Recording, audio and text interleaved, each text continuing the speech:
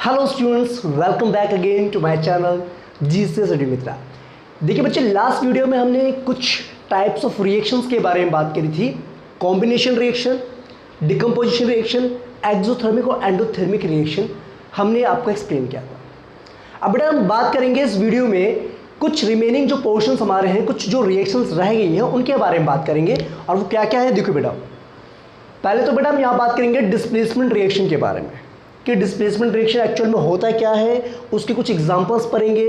उसके बाद हम एक रिएक्टिविटी सीरीज के बारे में बात करेंगे आप। ओके, सेकेंडली हमें पढ़ना है यहाँ पर बेटा डबल डिस्प्लेसमेंट रिएक्शन के बारे में, उसके कुछ एग्जांपल्स, उसमें हम प्रेसिपिटेशन के बारे में ही पढ़ेंगे। ओके, लास्टली बेटा जो टॉपिक हमें पढ़ना है वो इस पार्ट में, that is redox reaction. Redox mean जिसमें ऑक्सीडेशन भी हो रहा है और रिडक्शन भी हो रहा है। अब ये एक्चुअल में होता क्या है, क्या प्रोसेस होता है, उसको हम वन बाय वन यहाँ पर समझते हैं। ओके, और क्वेरी होने पर आपने क्या करना है, कमेंट करना है, और समझ आने पर भी बेटा कमेंट आप कर सकते हैं और लाइक एंड शेयर करते रहिए। तो बेटा स्टार्ट करते हैं topic number 1, that is displacement reaction. देखिए बेटा, अब बात करते हैं हम डिस्प्लेसमेंट रिएक्शन के बारे में बात करते हैं कि एक्चुअल में what is the meaning of displacement. देखो, अगर मैं आपसे बोलूँ बेटा, मैं एक आपको एग्जांपल लेके बताता हूँ, आपकी डेफिनेशन वगैरह यहाँ पर सब मेंशन है। देखो, अगर सपोज कीजिए मैंने कहा मेरे पास ए बी नाम का एक कंपाउंड है, ए बी नाम का मेरे पास एक कंपाउंड है। ओके बेटा, और उसके साथ में सी नाम के एलिमेंट को रिएक्शन करवा रहा हूँ, तो ये क्या करेगा बेटा, ये बना देगा आपका ए सी बना देगा और ये बी को डिस्प्लेस कर देगा। आई बात समझ में कि नहीं है। देखो हुआ क्या बेटा यहाँ पर कि ये जो आपका C था, इसने B को डिस्प्लेस करा और इसकी जगह पे खुद आ गया और इसने ये इस तरीके का कंपाउंड बना दिया और B को बिल्कुल अलग कर दिया। तो इस टाइप के रिएक्शन को हम कहते हैं डिस्प्लेसमेंट रिएक्शन कहते हैं। क्या कहते हैं बेटा, डिस्प्लेसमेंट रिएक्शन। मीन्स कहने का मतलब ये है, during a chemical reaction when highly reactive, बेटा highly reactive element displaces less reactive element from its compound is called a displacement reaction. मतलब समझ में आया बात की नहीं आई। देखो होता क्या बेटा कि जो हाईली रिएक्टिव एलिमेंट होता है ना आपका, जो ज़्यादा रिएक्टिव है, वो क्या करता है, अपने से कम रिएक्टिव एलिमेंट को डिस्प्लेस करके उसके कंपाउंड में से वहाँ पर जाकर ही खुद बैठ जाता है और उसको डिस्प्लेस करता है, जैसे हमने यहाँ पर बात की। आई बस समझ में कि नहीं, है ना। मतलब ऐसा केमिकल रिएक्शन जिसमें आपका जो हाईली रिएक्टिव एलिमेंट है वो अपने से कम रिएक्टिव एलिमेंट को हटा करके उसकी जगह पे बैठ जाता है। ठीक है बेटा, सपोज कीजिए एक पहलवान है, मुझसे हट्टा कट्टा पहलवान है। ठीक है, अब मैं एक चेयर पे बैठा हुआ हूँ बेटा। ठीक है, अब मैं चेयर के साथ बॉन्डिंग बना करके मैंने स्ट्रांगली बैठा हुआ वहाँ पर। अब वो हट्टा कट्टा सा पहलवान आया, उसने बोला उठ भाई यहाँ से। ठीक है, अब उसने मुझे क्या करा, वहाँ से उठा करके मुझे हटा दिया वहाँ से। ठीक है, क्योंकि वो क्या है, ज़्यादा एक्टिव है, ज़्यादा स्ट्रॉन्ग है ना। अब उसने मुझे उठा करके वहाँ से अलग कर दिया। ठीक है, तो उसने क्या करा, एक्चुअली मुझे डिस्प्लेस कर दिया, मेरी जगह पे आकर खुद बैठ गया, उस चेयर पे जाकर फिर वो बैठ गया। ठीक है, तो वैसे यहाँ पर क्या हो रहा है बेटा, जो हाईली रिएक्टिव एलिमेंट आपका है उसने क्या करा, अपने से जो कम रिएक्टिव था उसको हटा करके उसकी जगह पे खुद बैठ गया। ठीक है, तो उसे कहते हैं हम डिस्प्लेसमेंट रिएक्शन कहते हैं। आई थिंक आपको कॉन्सेप्ट क्लियर हो गया होगा। अब बेटा यहाँ पर मैंने क्या लिखी हुई है, रिएक्टिविटी सीरीज लिखी है एलिमेंट्स की। इसमें एक्चुअल में क्या होता है, पोटेशियम, सोडियम, मैग्नीशियम जो आपके हाईली रिएक्टिव एलिमेंट्स होते हैं, हाईली रिएक्टिव मेटल्स होते हैं, और जो एल्यूमिनियम, जिंक, आयरन, लेड है आपके, ये मॉडरेट होते हैं, और सबसे कम जो रिएक्टिव होते हैं वो होते हैं आपके कॉपर, मर्क्यूरी, सिल्वर और gold. These are least reactive elements. Okay, जैसे बेटा मैं एक एग्जांपल और लेता हूँ यहाँ पर। देखो मैंने कहा बेटा कॉपर सल्फेट सॉल्यूशन मैंने लिया, कॉपर सल्फेट सॉल्यूशन मैंने लिया, तो आप सभी को पता है बेटा कॉपर सल्फेट सॉल्यूशन होता है ब्लू कलर का, ब्लू कलर का होता है। ठीक है, अब मैंने क्या करा, इसके अंदर आयरन नील को रख दिया। आयरन नील आपको पता है बिल्कुल चमकदार है, शाइनिंग कर रही है, ग्रे कलर की है। अब जैसे ही बेटा मैंने इसको इसके अंदर रखा तो इसमें एक रिएक्शन होगी, क्योंकि आपको पता है बेटा, देखो आयरन पहले आता है, कॉपर बाद में आता है, तो इसका मतलब हाईली रिएक्टिव कौन सा हुआ, आयरन हुआ। तो आयरन क्या करेगा, अपने से कम रिएक्टिव यानी कॉपर को हटा करके उसकी जगह पे खुद आ जाएगा। तो क्या बन जाएगा यहाँ पे FeSO4। ओके, ये एक्वस सॉल्यूशन बनेगा और साथ में कॉपर को डिस्प्लेस कर देगा यहाँ से। समझिए बात। तो देखा जाए तो बेटा जो कलर ब्लू कलर का था वो जाएगा आपका ग्रीन ब्लू हो जाएगा। ठीक है, यानी ग्रीनिश कलर का भी हो जाएगा। और जो कॉपर निकला है वो बेटा क्या होगा आपका reddish brown colour, reddish brown. आई बात समझ में कि नहीं है बेटा, है ना? क्योंकि एक्चुअल में हुआ क्या यहाँ पर बेटा, आयरन जो हाईली रिएक्टिव है उसने क्या करा, अपने से कम रिएक्टिव कॉपर एलिमेंट को उसके ही कंपाउंड में से डिस्प्लेस करवा दिया। ठीक है, इस टाइप के रिएक्शन को बेटा हम कहते हैं, क्या कहते हैं, डिस्प्लेसमेंट रिएक्शन कहते हैं। आई बात समझ में कि नहीं है? ठीक है बेटा, क्लियर होगी बात। आगे कंटिन्यू करें, कुछ और एग्जांपल्स दें। चलिए बेटा क्लास देखिए बेटा, कुछ और एग्जांपल्स लेते हैं डिस्प्लेसमेंट के। जैसे मैंने कहा कि जिंक सल्फेट सॉल्यूशन है बेटा मेरे पास, क्या है, जिंक सल्फेट सॉल्यूशन है एक्वस। ओके, अगर मैं इसमें एल्यूमिनियम को इंसर्ट करता हूँ, एल्यूमिनियम को मैं डालता हूँ उस जिंक सल्फेट सॉल्यूशन में, तो क्या बताओ क्या ये रिएक्शन होगा? देखो रिएक्टिविटी सीरीज में एल्यूमिनियम बेटा जिंक से ज़्यादा रिएक्टिव है, तो वो क्या करेगा, एल्यूमिनियम क्या करेगा, जिंक को हटा करके, जिंक को डिस्प्लेस करके वहाँ बना देगा आपका एल्यूमिनियम सल्फेट बनाएगा, Al2SO4 बनाएगा। ठीक है बेटा, ध्यान रखना आपने कंपाउंड के फॉर्मूले का, और जिंक को डिस्प्लेस कर देगा। आई बात समझ में कि नहीं आई? ठीक है, और दोनों के दोनों कलरलेस होते हैं बेटा, ये भी कलरलेस सॉल्यूशन होता है आपका, और जो एल्यूमिनियम सल्फेट बना है वो भी आपका कलरलेस है। ठीक है बेटा, तो ऐसी जो है आपका ना बेटा और भी एग्जांपल्स आप ले सकते हैं। जैसे मैं एक और एग्जांपल लेता हूँ, मैंने क्या करा, मैंने लिया बेटा जिंक सल्फेट लिया, और जिंक सल्फेट सॉल्यूशन को मैं अगर स्टर कर रहा हूँ बेटा, कॉपर के स्पून से स्टर कर रहा हूँ। ठीक है, मतलब मेरे पास एक जिंक सल्फेट का सॉल्यूशन एक बीकर में, और मैं एक स्पून लिया मैंने, मतलब स्पैचुला लिया कॉपर का। अब कॉपर के स्पैचुला से अगर मैं उसको स्टर कर रहा हूँ तो क्या होगा, क्या वो कॉपर जो है आपका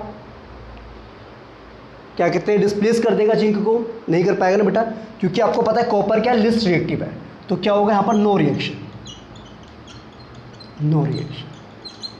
ओके, तो बेटा इस चीज़ का आपने ध्यान रखना है कि हाईली रिएक्टिव एलिमेंट क्या करता है, अपने से कम रिएक्टिव एलिमेंट्स को डिस्प्लेस करके उसकी जगह पे खुद चला जाता है। That type of reaction is called displacement reaction, और इसके लिए बेटा आपको ये रिएक्टिविटी सीरीज आनी चाहिए। ओके, अगर फिर भी कोई भी डाउट होता है तो बेटा कमेंट करके जरूर बता सकते हैं आप मुझे। ओके, क्लियर बेटा? ओके, और बेटा अगर वीडियो पसंद आती है तो अपने दोस्तों के साथ शेयर कीजिए, लाइक कीजिए वीडियो को।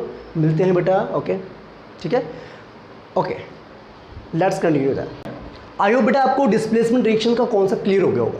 अब बेटा यहाँ पर बात आती है बेटा डबल डिस्प्लेसमेंट की। अब डबल डिस्प्लेसमेंट में क्या होता है कि एक्चुअल में क्या होता है बेटा, जो एलिमेंट्स होते हैं कंपाउंड्स में, जो एलिमेंट्स होते हैं वो क्या करते हैं, अपनी स्पेसेस को, अपनी जगह को क्या कर लेते हैं, एक्सचेंज कर लेते हैं। ठीक है, और यह कह सकते हैं कि उनकी जो रिएक्टिविटी होती है अप्रॉक्सीमेटली सेम होती है। ठीक है, जिसकी वजह से वो क्या करते हैं, एक दूसरे को डिस्प्लेस कर देते हैं। ठीक है, तो देखो यहाँ पर होगा क्या, तो हम बात करें बेटा डबल डिस्प्लेसमेंट रिएक्शन क्या होता है, the chemical reactions in which there is an exchange of ions between the reactants are called double displacement reaction. Means हो क्या रहा है बेटा, बेसिकली यहाँ पर आयंस का एक्सचेंज हो रहा है। फॉर एग्जांपल जैसे मैं बात करूँ यहाँ पर बेटा, मैंने कहा मेरे पास एक कंपाउंड है AB2 नाम का, मेरे पास एक कंपाउंड है बेटा। ठीक है बेटा, एक्वा सॉल्यूशन मैंने लिया इसका। अब मैं इसको रिएक्शन करवा रहा हूँ CD नाम के कंपाउंड के साथ, एक्वा सॉल्यूशन। ठीक है, अब यहाँ पर क्या होगा बेटा, जब ये आपस में रिएक्शन करेंगे तो ये क्या करेगा, C जो है इसकी जगह पे आ जाएगा, और A जो है आपका इसकी जगह पे आ जाएगा। किसकी जगह पे, C की जगह पे आ जाएगा। तो सपोज के यहाँ से जो कंपाउंड हमारा बनता है वो ये बनता है CB प्लस में AD बनता है। ठीक है, सपोज क्या माने कि जो CB बन रहा है हमारा सॉलिड बन रहा है, और एक हमारा जो बनेगा वो एक्वस बनेगा। ठीक है, बैलेंस करना है तो बैलेंस भी कर सकते हैं बेटा इसको आप। ठीक है, एक काम करना, वो CB2 बना दो। ठीक बेटा, ओके आई बात समझ में? देखो एक्चुअल में हुआ क्या बेटा, यहाँ पर क्या हुआ, ये जो A था इसने C को डिस्प्लेस किया, और C ने क्या करा, A को डिस्प्लेस कर दिया। तो दोनों ने क्या करा, एक दूसरे को एक्सचेंज कर लिया, एक दूसरे के आयंस जो एक्सचेंज कर लिए, तो ये आपका हो गया डबल डिस्प्लेसमेंट रिएक्शन हो गया। और बेटा एक चीज़ का ध्यान रखेंगे, डबल डिस्प्लेसमेंट रिएक्शन में एक आपका प्रेसिपिटेट बनता है यानी कि इनसॉल्युबल सॉल्ट बनता है, और एक आपका एक्वस सॉल्ट बनता है that is water soluble. Okay, okay, जैसे फॉर एग्जांपल मैं यहाँ पर बात करूँ, यह बात आपको समझ में आ गई बेटा। यहाँ पर क्या हो रहा है, एक्सचेंज ऑफ आयंस हो रहा है, एक्सचेंज ऑफ आयंस। ठीक है बेटा, क्लियर?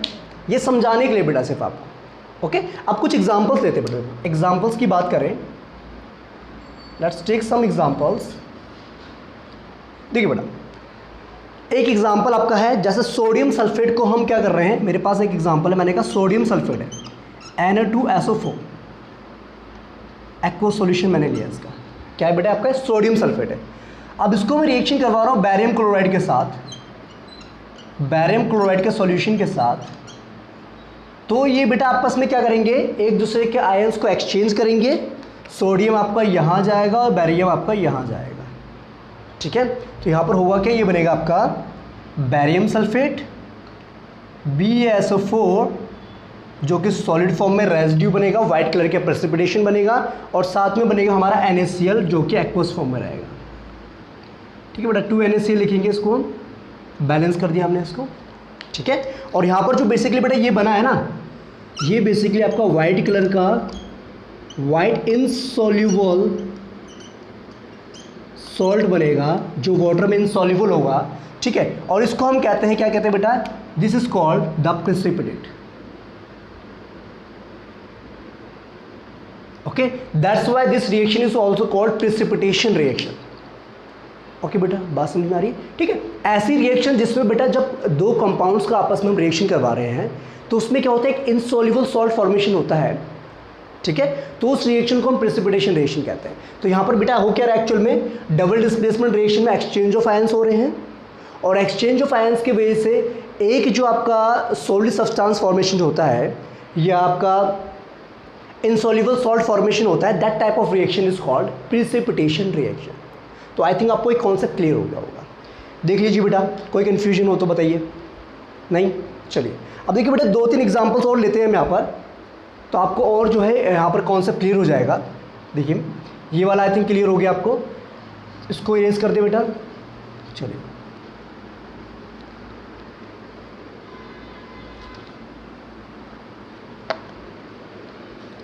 देखिए क्लास। ओके स्टूडेंट्स, देखिए बेटा, 1-2 एग्जांपल्स और बताते हैं आपको डबल डिस्प्लेसमेंट रिएक्शंस के। देखिए जैसे मेरे पास क्या है बेटा, लेड नाइट्रेट है, मेरे पास क्या है, PbNO3 है। क्या है, PbNO3, इसका मेरे पास एक्वस सॉल्यूशन है, इसे कहता है लेड नाइट्रेट। ठीक है, अब लेड नाइट्रेट को मैं रिएक्शन करवा रहा हूँ बेटा पोटेशियम आयोडाइड के साथ, पोटेशियम आयोडाइड के एक्वस सॉल्यूशन के साथ। ठीक होगी बात? अच्छा, अब ये क्या बनाएगा बेटा, देखो ये बनाएगा आपका lead iodide PbI2, solid form में बनेगा, यानी प्रेसिपिटेट बनेगा। इन्होंने एक्सचेंज कर लिया आयंस को, और साथ के साथ बेटा यहाँ पर फॉर्मेशन होगा आपका KNO3 का, पोटेशियम नाइट्रेट का एक्वस फॉर्म में। ठीक है, अगर बैलेंस करना है बैलेंस कर लीजिए, इसको आपने 2 से मल्टीप्लाई करना पड़ेगा। ठीक, ओके, और ये भी हो जाएगा आपका 2 से मल्टीप्लाई, तो इक्वेशन बैलेंस होगी। अब बेटा देखेंगे ध्यान से, जब ये रिएक्शन होता है आपका लेड नाइट्रेट का पोटेशियम आयोडाइड के साथ, तो it leads to the formation of insoluble salt of yellow colour. क्या बनाता है बेटा, ये जो आपका बना है, ये बनी है आपकी येलो कलर की PPT, येलो प्रेसिपिटेट। ठीक है, ये क्या बना आपका, येलो कलर प्रेसिपिटेट बनेगा आपका। ठीक है, ओके, और यहाँ पर क्या हो गया बेटा, डबल डिस्प्लेसमेंट रिएक्शन हो गया। इट्स क्लियर और नॉट? एक और एग्जांपल लेते हैं बेटा, देखो सपोज कीजिए मैंने क्या, कॉपर सल्फेट सॉल्यूशन मेरे पास है, कॉपर सल्फेट सॉल्यूशन। ओके, अब इसमें से बेटा मैं H2S गैस को पास कर रहा हूँ, किसको, H2S गैस को। ठीक है, इसकी जो स्मेल होती है वो रोटेन एग स्मेल होती है। कैसी स्मेल होती है बेटा, रोटेन एग स्मेल, स्मेल यानी एक तरीके से कहते हैं बेटा सड़े हुए अंडे जैसी स्मेल, या कहते हैं ना गटर जैसी स्मेल, मतलब बहुत गंदी सी स्मेल आती है इसकी। ठीक है, बहुत गंदी ज़्यादा। ठीक है बेटा, तो होगा क्या बेटा, यहाँ पर एक्सचेंज ऑफ आयंस होगा, तो इट लिस्ट ऑफ फॉर्मेशन ये बनाएगा आपका CuS बनाएगा, क्यूप्रिक सल्फाइड, सॉलिड प्रेसिपिटेट, और साथ के साथ बनेगा बेटा H2SO4 बनेगा, सल्फ्यूरिक एसिड बनेगा। ठीक है, ओके, और ये जो बेटा CuS बना है ना बेटा, ये आपकी होती है ब्लैक कलर की प्रेसिपिटेट होती है, ब्लैक प्रेसिपिटेट।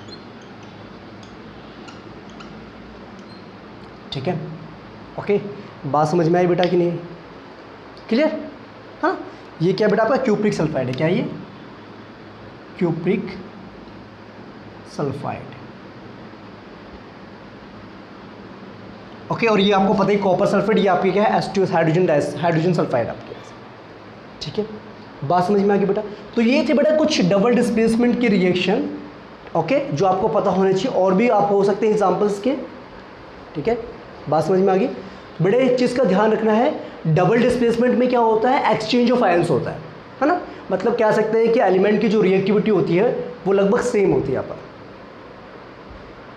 नहीं, ऐसा तो नहीं कह सकते। हाँ, यहाँ पर एक्चुअली बेटा होता है क्या है ना, आयंस का एक्सचेंज हो रहा है। आयंस एक्सचेंज करने की वजह से क्या होता है आपका बेटा, ये आपका एक प्रेसिपिटेट फॉर्मेशन करता है और एक आपका एक्व सॉल्ट फॉर्मेशन करता है। तो आई होप आपको डबल डिस्प्लेसमेंट वाला कॉन्सेप्ट क्लियर हो गया होगा। अगर उसके बावजूद भी अगर आपको कोई डाउट होता है तो बेटा ज़रूर बता के जाए मुझे। ठीक है, अगर आपको लगता है कि हम फास्ट तरीके से पढ़ रहे हैं तो हम स्लो डाउन कर देंगे। ओके, तो बेटा बात करेंगे अब ऑक्सीडेशन एंड रिडक्शन रिएक्शन की।